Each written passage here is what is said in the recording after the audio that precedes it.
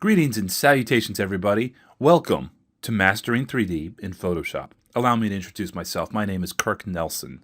I am a professional graphics designer with over 15 years of experience. I've won several awards and gotten a little bit of recognition here and there. I'm also a frequent instructor here at Tuts Plus, and I have been published in international trade publications over 200 times. I am an Adobe certified expert in Photoshop, and I am here today to introduce you to the wondrous world of 3D tools in Photoshop. Now, one of the things about the 3D features in Photoshop is they're not as mature and robust as the other features when it comes to image editing, but they are quite powerful. There's a lot that you can do, and we'll explore the majority of the features that will help you out with your digital designs. Now, if you've ever tried to take a look at some of the features in Photoshop, you may have been intimidated. They're not the most intuitive things either.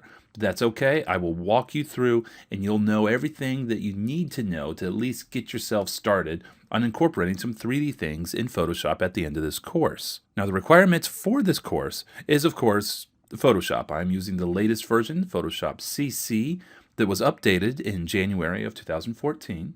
And I do make use of a Wacom digital tablet, although it's not required for this course. And there's only one time or two that it actually comes in handy. I also do expect that you would know how to use the basic tools within Photoshop. This course will not be instruction on how to perform those tasks, but just make passing reference to the fact that they are required in the workflow. This course is broken down into different chapters. Chapter 1 is 3D compositing, where we will take a 3D model and we will composite it into a photograph using the 3D tools among other features within Photoshop. Chapter 2 is another popular project, the planet, where we will create our own 3D planet using the 3D features within Photoshop and add a fun little sci-fi force field around it. And the last chapter is a handful of techniques that I call getting creative. These are features in Photoshop that don't really fit in the previous 3 projects, but are worth knowing about. Now, before we begin, I want to point out that my entire goal for all my courses is that you learn and grow. I'm not as concerned with the final products of your artwork, more so that you pick up some new skills, that you expand your abilities as an artist. And that's my primary job here, is to present material so that you may do that.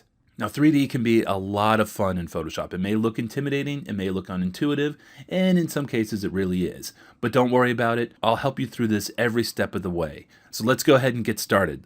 Go ahead and launch Lesson 2, and we'll start exploring the 3D workspace.